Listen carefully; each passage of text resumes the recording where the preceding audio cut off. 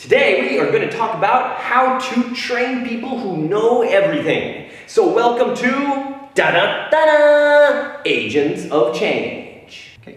Here we are at Avalon in Bali, and we are at the ancient Persia staircase. These are representations of stone carvings from the city of Persepolis.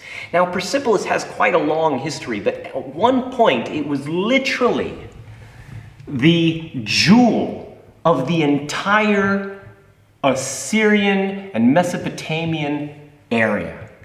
And there was a couple of different leaders that were in charge at the time, but one of the most famous one was King Cyrus. And Cyrus was a humble king. In fact, King Cyrus literally created and carved in stone the first recorded human rights doctrine.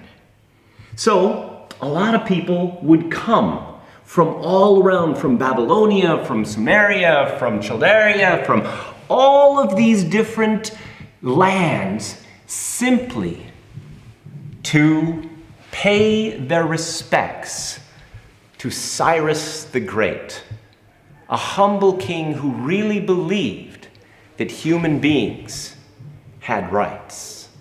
So, what does this have to do with training people who know everything? Well, see, there was this other king, and his name was Xerxes. He was also part of the ancient Persian Empire.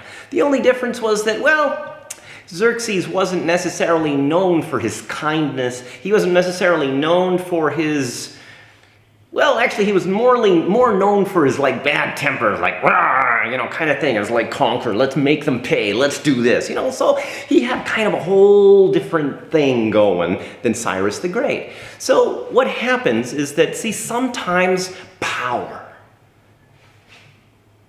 can literally affect you in a very positive way where you can do great things. I mean, you could create human rights doctrines, the first one ever, or it can just make you a really nasty individual that basically just wants to get what he wants because he can. And this all has to do with one main thing, and that is the emotional drive for a sense of significance. How important do you feel that you are? And more importantly, how do you translate that sense of importance into your actions? See, Cyrus, he felt important, and therefore he felt that he needed to make a difference. He needed to make an impact. He needed to learn more. And so literally, he had all the people, all the scholars from all over come and teach him things. He learned things. He learned about different cultures. He wanted to learn. Well, Xerxes kind of knew everything. Why? Because he had the power. I did it my way. It worked. Everybody else is wrong. I'm right.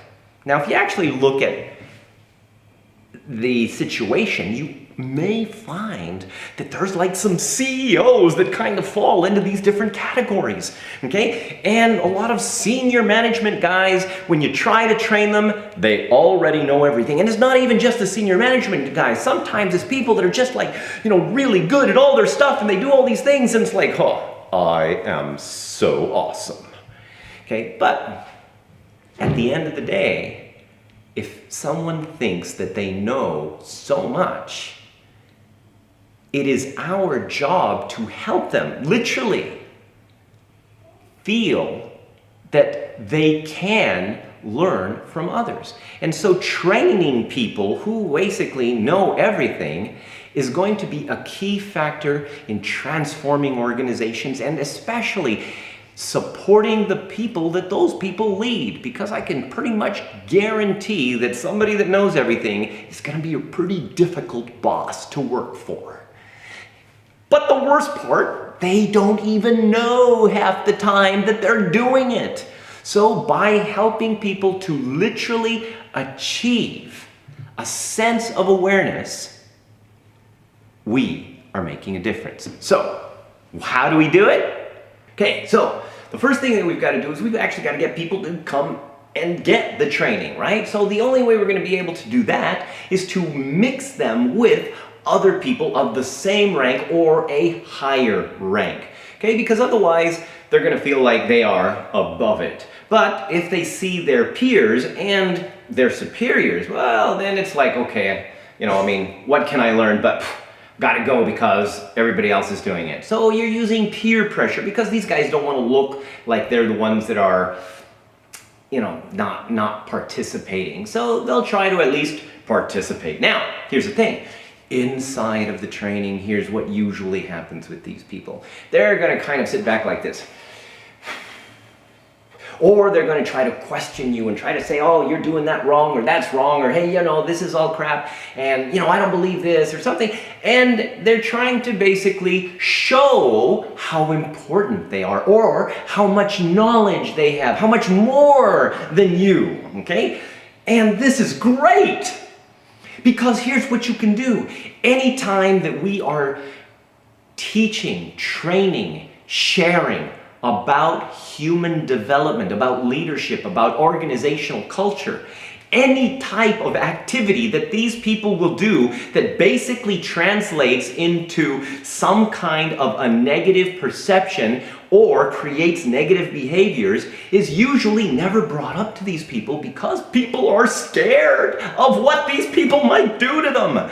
And the training room is the perfect opportunity to actually give them the awareness of what they're actually doing. So we use everything that they do and they tell us and all these things as examples of how these affect other people. So we could say, for example, this statement that John just made. Okay? You don't mind if I use you as an example, do you, John? Of course, you can't say no now that you've just said that in a public training. So he's going to say yes. Oh, okay, go ahead. And then you can say, okay, everyone, now how, from your perspective, if somebody was basically acting like this in a team, if somebody was acting like this on a project or something like this, how would you react in that kind of a situation? And usually then we show how the negative behaviors are created as reactions to this kind of action. Now, as if the person continues to do these things, they are providing us with more examples of how negative behaviors are created through bad leadership. Now, of course, we don't say, John, you suck as a leader, because that would kind of be uncool. But what we can do is, with all the respect, show John that he's kind of being a beep and not really supporting the success of other people. So this is Arthur Carmazzi wishing you great success. And change the world while you're at it. Please don't leave me out in the rain. Share this with everyone. Make comments, okay? Leave all sorts of questions that you have so that we can answer them in the next videos. And make sure, of course, you tell everybody about this. And don't forget, #Agents of Change and #Arthur Carmazzi. With that, again, I wish you great success and change the world in the process.